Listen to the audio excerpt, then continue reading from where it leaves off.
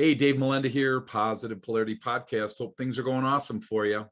I found a word that we often think about, but we don't talk a lot about. And I wanted to get an expert in today to talk about that. And the word is competition.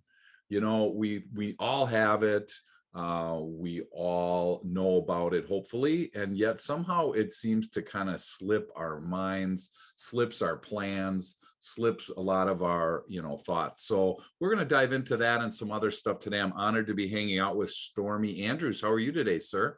I'm doing good, Dave. I'm glad to be here on your show and with your peeps. Awesome. And you are a president of Yokel Local. Now I gotta say, when I looked up yokel in the dictionary, I didn't see your picture. So fill me in. What's Yokel Local?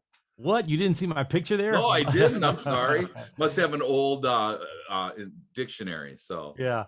Well, you know what? Yokel, when we started this agency 10 years ago, the reason yokel is in the name is because one of the definitions for the word yokel is someone that's extremely familiar with the local terrain and landscape, meaning good. that if you're lost in unfamiliar territory, the person that can come to your aid is a yokel. And that unfamiliar territory is the world of the internet when it came to businesses trying to navigate it.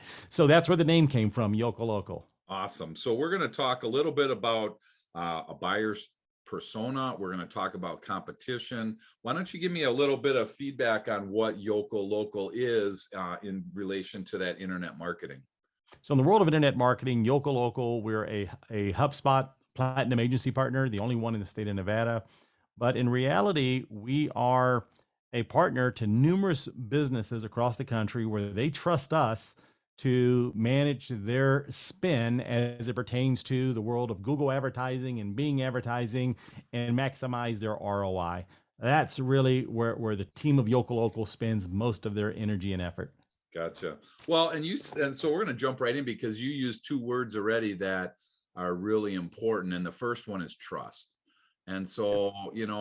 if you're listening today, there's people you trust, and then there's people that you don't trust. And so, how do you, Stormie, how do you help a business owner, entrepreneur that's listening now? They don't know you, they don't probably know me as well as they know some of their other, people that they trust. How do you build trust in your business from the start?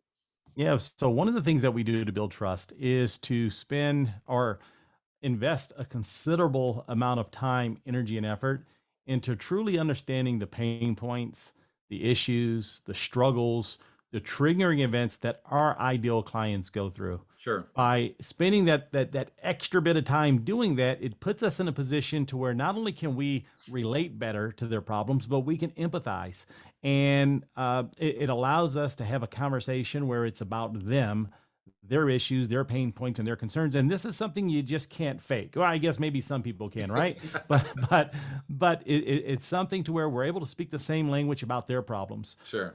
and what their best course of action shouldn't be.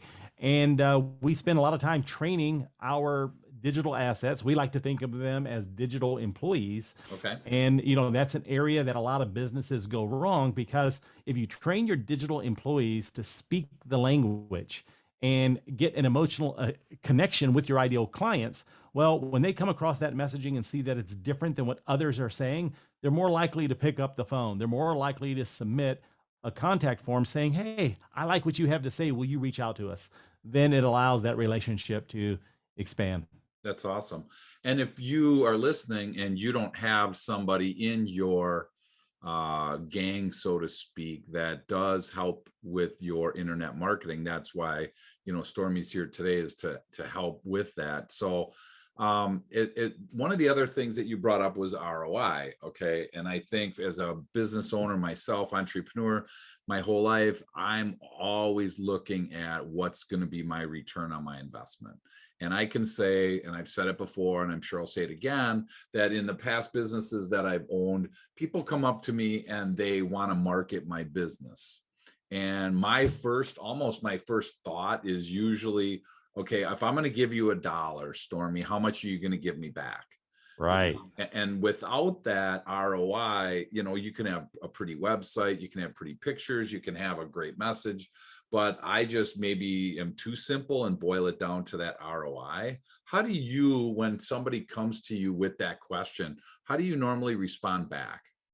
Very similar to what you just stated, Dave. There should be a formula that we should agree upon. Okay. And that formula should look at, for every dollar you spend, do you have to get $3 in return, $5 in return, $10 in return for it to make sense? And that is something, when your digital marketing is done right, especially when it comes to the world of paid advertising, that formula should become pretty apparent within a relatively short period of time. Okay. And then what happens, it gives you the ability to accelerate. And here's what I mean by that. I've had organizations approach us, and maybe they have a $5,000 budget to start with. So of that $5,000 budget, some comes to my organization for putting the strategy and managing the campaign. And then a larger chunk goes to the world of Google and Bing and whoever the other advertising networks are. And one of the first goals is to figure out an acceptable ROI. Let's say, for the sake of argument, for every dollar they put in, they're making $4 back. So now that $5,000 turns into a $20,000 return. Pretty consistent. Sure. Then what my recommendation typically is for businesses that are geared for growth is, you know what, let's see if $10 gets us to 40 grand. And then, 15 or, $20, or let's double the investment and see if the ROI doubles right along with it. Sure. If it does, let's continue that process until we start hitting the laws of diminishing returns. And in the vast majority of businesses, especially local businesses, there is a certain amount of consumers within the marketplace looking for their goods and services. And the goal is to maximize it. We don't want to overspend, but we also don't want to be out of the game either. Sure. And I think that those are really solid points. And that's why I really wanted to dive into this topic here, because I can say, as a business owner in some of my past businesses, what I felt was marketing was a black hole that you dumped all this money in, and let's say you get it, for every dollar you spent, you got like a quarter back, Right.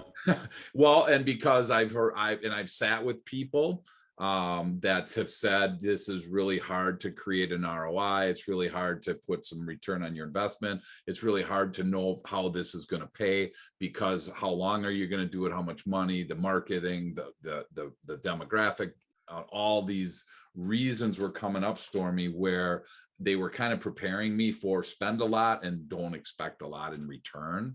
And that's what I think I was really attracted to, reviewing some of the things on your website, because you put right in there what it costs, to work with you. And so I think that was really cool, because, you can pay for Stormie to attract your customer. You can pay to have him or her converted, and then you can pay for him to close those people. So, take us through those three levels if you can, because I really think in my time, I have not found hardly anybody that has approached marketing this way. So I really, and the listeners will really value your input on these. Yeah, where a lot of businesses, I'm in a fortunate position that I get to speak to hundreds, if not thousands, of marketing directors and C-level executives and business owners annually. And, when it comes to this world of marketing, one of the consistent messages that I hear is that, let's take marketing for just a second. What does it take to call yourself a marketer? It just takes me to call myself a marketer, right? Right. Yeah. That's all it takes. That's Exactly. the criteria. Yep. I can go get a website and say, I'm a marketer, give me money, I'm going to do work for you. Well, being that it, unfortunately, some of those individuals have given the industry a bad name, because they may know how to run an ad on Facebook. They may know how to do, to work the fancy computer stuff that you have to work in the back to allow your ads to run. But there's so much more to it than just running an ad. If you're running an ad, is there a strategy? Is there a definition of success? And when I say a strategy, is there a written strategy, right? Sure. Yes. Is there a definition of success, and what tools and tactics are you going to use? Well, that's the first part, right? We want to attract people to the brand. Well, now when it comes to engagement, that's a whole different strategy. That's a whole different set of tools and tactics and different set of KPIs, the key performance indicators. The youngsters, I don't want to use the term youngsters, right? I'm aging myself, but the people who um, may not understand that in the world of marketing are only thinking about the awareness side. Hey, I've run your ads, I've done my job, but they spent no time thinking about engagement. What does that look like? Well, then from engagement, there's lead generation. Engagement is one thing, but generating leads is an entirely different component that needs its own strategy, its own KPIs, and its own tools and tactics. And then once you're getting leads, what does the strategy look like to convert those leads into customers? That's important. And then once they become customers, what does the strategy look like to delight those customers and make them feel like they've done business with the right person? So this way you have the ability of taking your customers and having them become raving fans of your brand as quickly as possible. What's the process to help them send referrals your way? What's the process for them to generate or to share their happy experiences with others? And Sure. that's where that process, I know when it comes to attracting, converting, and closing, I just shared 8 elements of marketing. And unfortunately, all too often, people are only focused on 1 or 2, maybe 3 of those elements, but there's 8. And there needs to be a strategy, there needs to be a different set of KPIs, and there needs to be a different set of tools and tactics for each of those if you're going to truly have a comprehensive advertising and marketing program that's going to have the opportunity of generating ROI. Did I answer your question? Yeah. Oh my gosh, totally. And I think about how there's so many people, and I'm going to use LinkedIn as an example, where they throw an idea, a concept, or whatever out onto LinkedIn, and then they don't understand why their phone doesn't ring.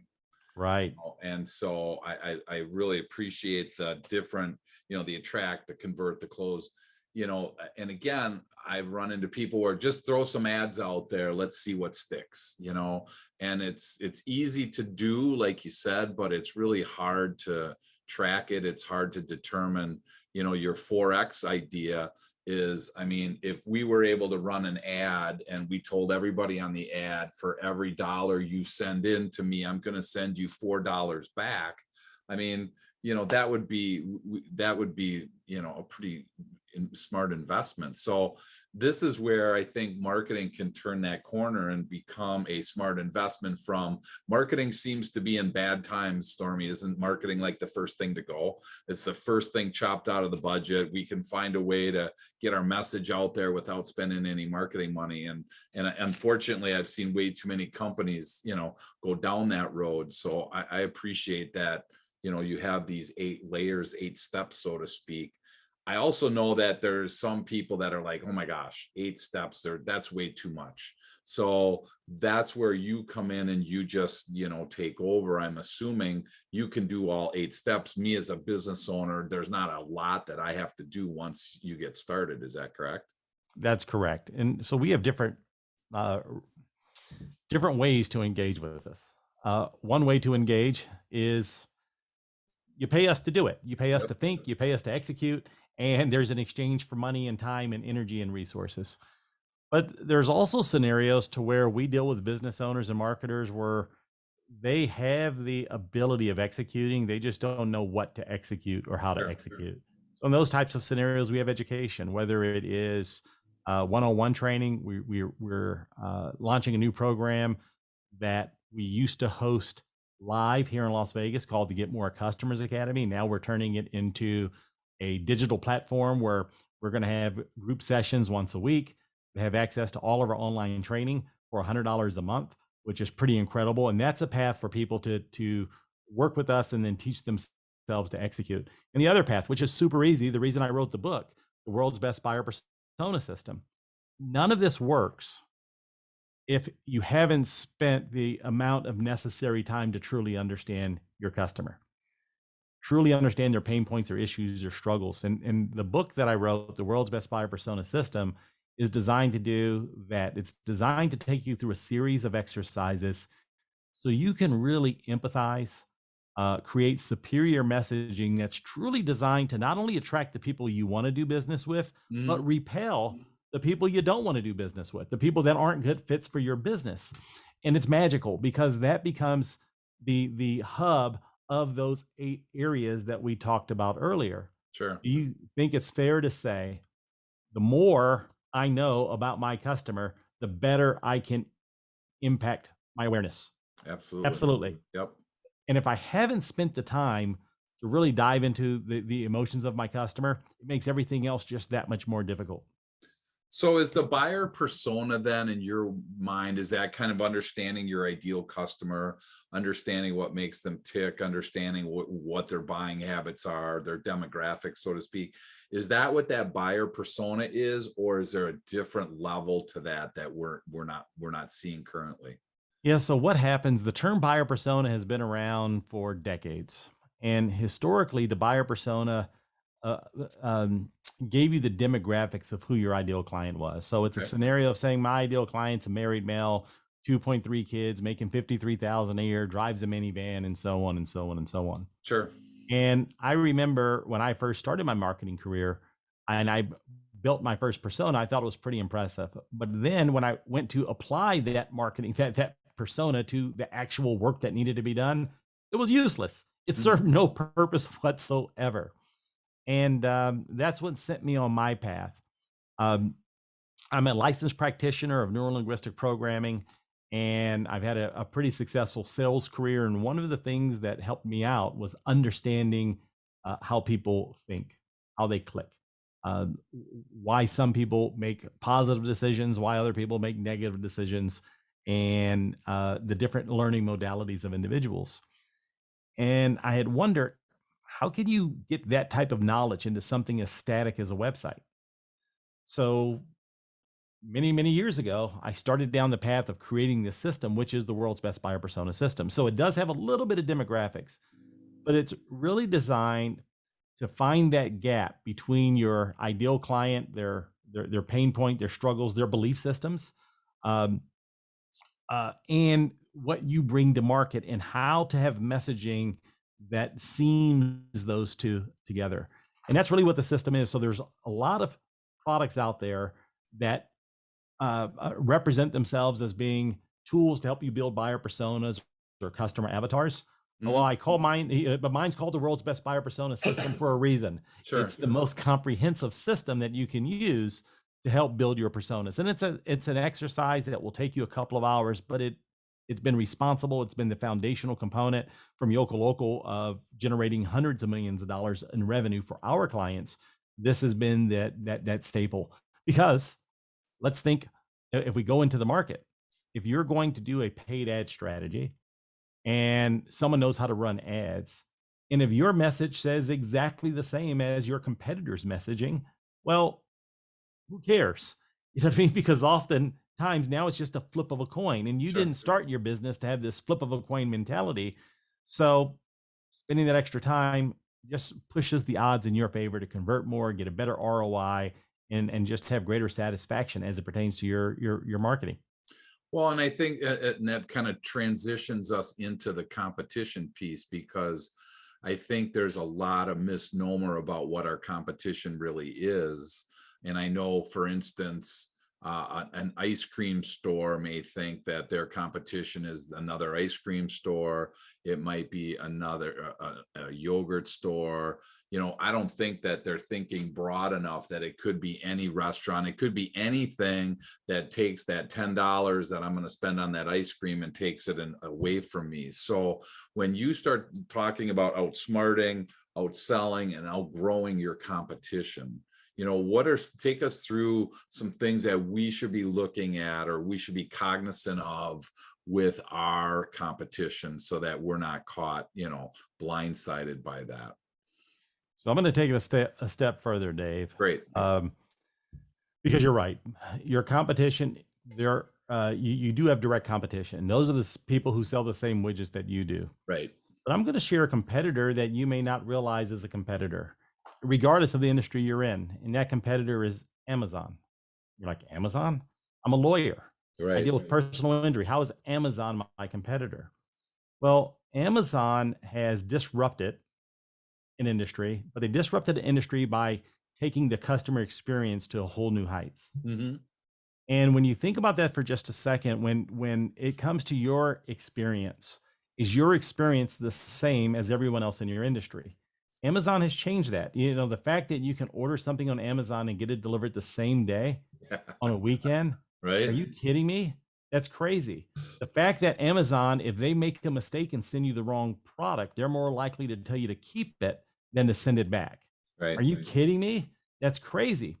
Amazon disrupted every retailer in the world, and they Sure. did it by providing a superior customer experience. So when we think about customer experience, because we are in an experiential economy, like it or not, that's the economy that we're in. So the question I would have for you is, what are you doing to take the experience to a whole new level as it pertains to your customers? And the cool thing is, some of these experiences may come outside your industry. As a matter of fact, in most cases, they have to come outside your industry. It's outsiders who disrupt Right. industries. Sure. It's Tesla. Let's take them. They're disrupting the automotive industry. They weren't an automotive manufacturer, they were a software company. Apple disrupted the phone industry with the iPhone. Mm.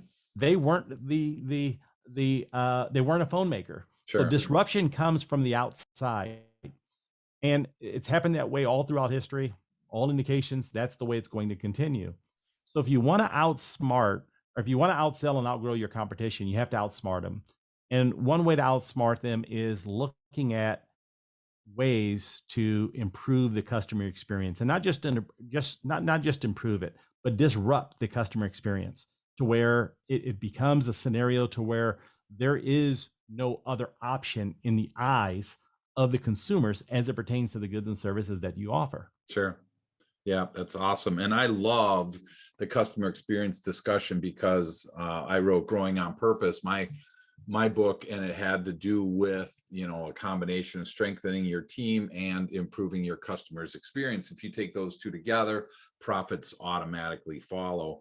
And I think that we can look at a lot of examples in our society now on companies that are, exceeding those customer expectations. And some of the examples that I've used in my training, I mean, you think about Morton Steakhouse is one where, there was a gentleman that was, he called them and from one airport, and he said, hey, I'm going to be landing at my home airport at this time, send me a steak and potatoes and blah, blah, blah. And, fully anticipating there's going to be nothing. He walks off that plane and there's a bag, with his name on it and the food exactly that he wanted. I mean, who would have thought that that's some of the things that you want to do? There was a restaurant or Opryland hotel, and in their hotel, they have these killer sound machines.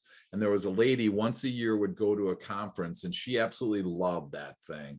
And she called down to the front desk or somehow got a hold of them and said, hey, where do you get these? What's the model number? I want to buy one. And they said, oh, I'm sorry, this is only for us. We're sorry, we can't help you. And if they would have stopped right there, that's where most of us would say that experience stopped. Well, she came back after a long day in the training, and there's one with her name on it, and they said, hey, enjoy this on us.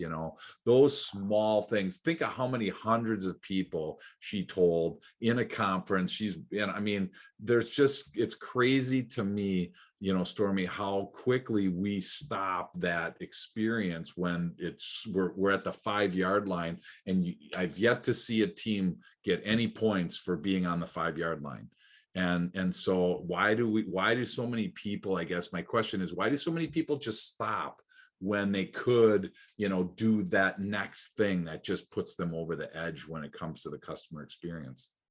I think it's one, they don't know. They've never been challenged. Okay. And and that's a big deal. They've never even given it thought. Like Yeah. we've always done it this way. Right. That's why disruption often comes from the The outside. worst words in an entrepreneur's life is this is how we always do it around here, right? Absolutely. Yeah. We've always done it this way. Yep.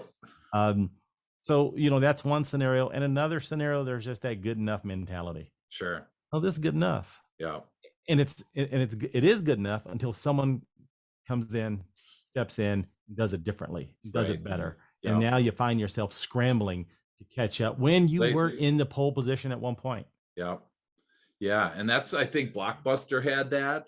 They were in the Absolutely. pole position for how long, and then Netflix came along and ate their lunch, and I think they have one store left. And you can, if you use this is the way we've always done it around here, thought process, and I don't deny or support it or whatever you want to do is fine, the listeners. But I think if you're in that camp, you're in with JC Penney's and Sears and Kmart and Blockbuster and Radio Shack. You're in with these group of people that are either gone, about to be gone, because business is transitioning. And I think the competition, when we're not looking, we don't have to stalk them. We don't have to sit in their parking lot and write down driver's license or license plate numbers and steal customers that way.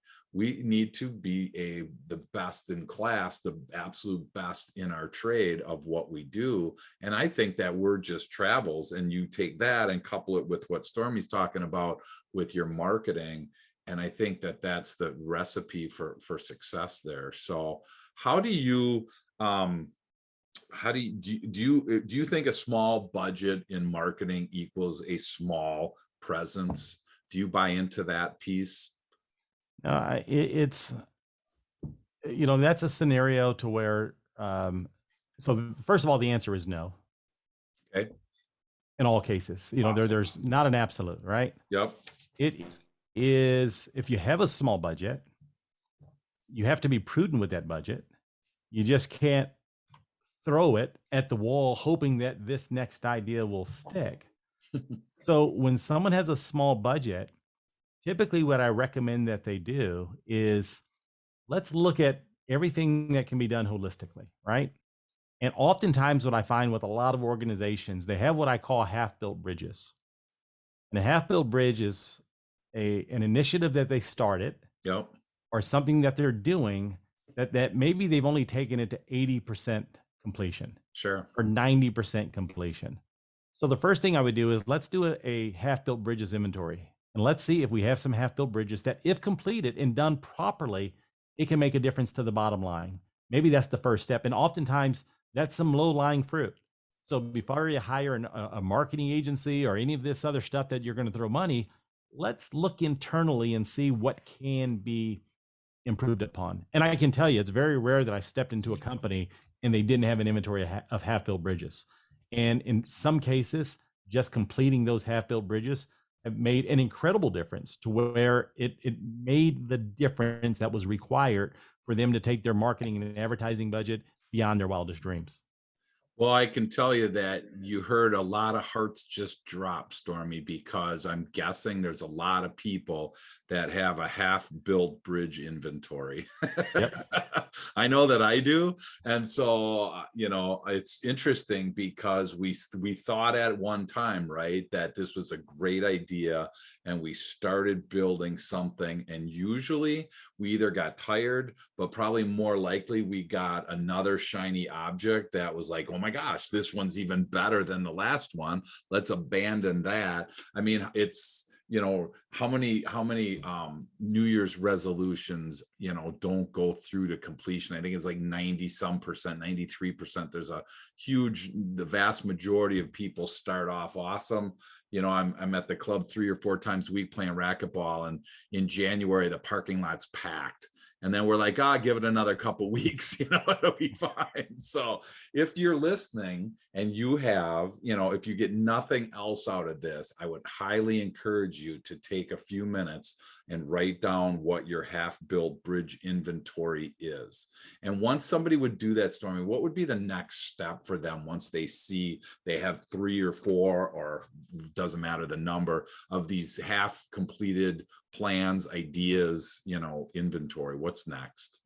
What's next is, of the half-built bridges that you find, let's look for 2 initiatives. One, which one of those bridges has the potential of having the greatest impact to your business? 2, which one of those bridges can you complete with the least amount of time, energy, and effort? Gotcha. Okay.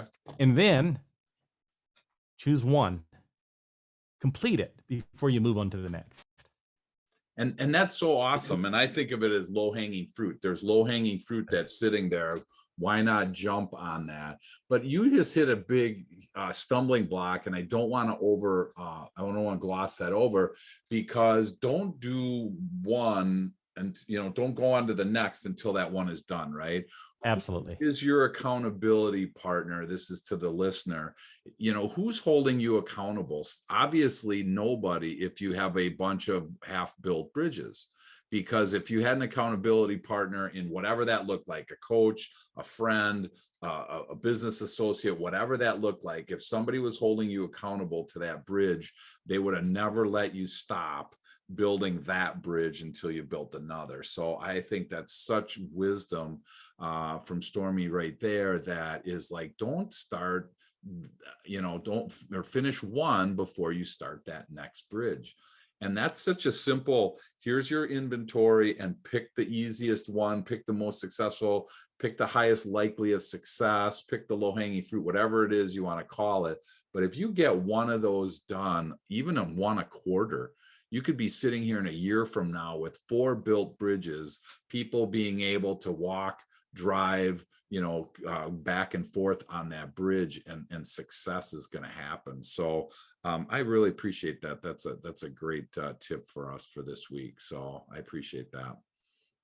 So Absolutely. yeah, so as we come in for a landing, I got 2 questions for you. What would now that we just did a great one there, and this might be, but what's Stormie Andrews' tip of the week? Ooh, I believe I just gave it to you. I know, that's what I thought. So totally, rewind the tape and just listen to that again. That was fantastic, because it's got me going. I just didn't know if there was anything else that popped into your mind. Absolutely. That's usually, and I'm fortunate enough that I get to meet with enough business owners. Uh, that's usually the first, the first thing that needs to be completed. Yeah. Wow. And you know what? Just let that sink. If you're driving, if you're working out, if you're walking, whatever you're doing right now, I really don't want to gloss over that, because this is where, it's so easy to turn this podcast off, to go to the next one. But this is where I think why I do this for myself is that there's these points where it's kind of like I put the stake in the ground, and I'm like, you know what? I'm not moving forward until I get this done. So I would strongly encourage you, even if you put one half-built bridge on your inventory. And the thing is I know that there's like ones in my mind, but there's usually one, right, Stormie, that's like just overwhelming the rest of them. Absolutely. Right. And so Absolutely. do you encourage people to take that one, even if it is a little bit harder, or do you still want us to take a simpler one to start with? Yeah, I recommend taking the simpler one. Let's get the easy wins out the way. Let's say, we're in the football. It's football season. We're about to head into the playoffs. Well, the first game of the season, do you want to play the proverbial last place team, or do you want to play the Super Bowl champions? Yeah. If your team is just marginal, no, you want to build up your confidence, and not just build up your confidence, but getting the reps in are extremely important. So, like you said, it's the low lying fruit.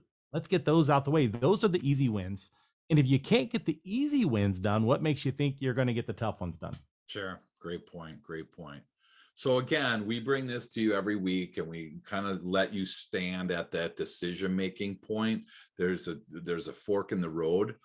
Excuse me. There's a fork in the road, and you can either take the road of, I'm going to keep doing what I've been doing, which is great. That's fine. Just don't get mad at me. Don't get mad at Stormie, because we're sharing with you a different alternative. So if you choose to go down that road of the different alternative, Stormie's going to give you the best way to reach out to him in a second. The second question is more of a fun, deeper question is, what's one thing that most people don't know about you that you feel comfortable sharing? Ooh, one thing that most people don't know about me that I feel comfortable sharing. What's interesting, because in my book, I shared lots of personal details that I normally wouldn't share. So I don't Sure, want to sure. spoil those. Let's see. Um, one thing. Wow, you know what? Uh, I'm recently engaged, but Oh, that's congratulations. Well, most of the readers, most of the oh, listeners we'll wouldn't go know. with that. Congratulations. They wouldn't know. So you wouldn't know that I'm recently engaged. And so there you go. Awesome. Congratulations. So have Thank you you. set a date yet? It's interesting. So my fiance and I, we found ourselves on a trip in Atlanta, and I'll Okay. just share how I did the engagement because she's originally from Michigan, but she's been in Las Vegas now for almost 20 years. And all I knew was is that I wanted to propose with her friends and family nearby. And we found ourselves in Atlanta, and during this trip, and a friend of ours, his doctor recommended that we go to this particular venue that had a tribute Motown band playing. And we went to the venue. I love the venue. We went and talked to the owner of the venue and asked if I can get on stage to do my proposal. He said Oh, yes. And fortunately, she said yes.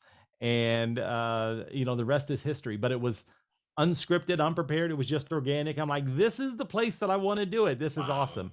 And it turned out pretty good. Excellent. Well, I'll tell you what, awkward if she would have said no. So Yeah, that would have been awkward. congratulations. So again, back to the people that are listening, if you're in a spot right now where you have this, half-built bridge, you want to learn more about competition, you want to learn more about your buyer's persona, and you want to get in contact with Stormie. Stormie, what's the best way for people to get in contact with you? I made it super easy. If you go to a website, outsmarttools.com, Okay. right? I'm the Outsmart guy, right? So if you go to Okay. outsmarttools.com, I have lots of resources there. There's just a series of links on the page. The first link, you can get a hold of me. The next link down, I believe, is a link to Amazon where you can buy a copy of the book. And then there's a link to Audible where you can listen to the book. But below that, there's a link that says free marketing wheel exercise.